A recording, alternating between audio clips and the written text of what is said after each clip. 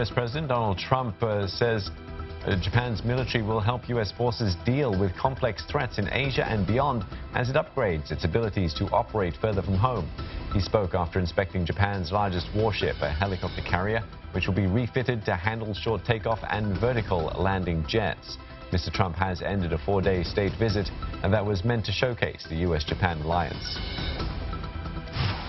Indonesian police say plotters linked to recent violent protests were planning to kill at least 4 senior officials. They include the chief security minister and head of the intelligence agency. The plan was to carry out the hits amid last week's chaos when riots erupted over President Joko Widodo's election victory.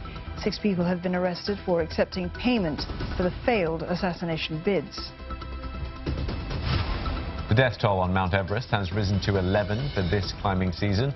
On Monday, an American mountaineer died while coming down from the summit of the world's highest peak.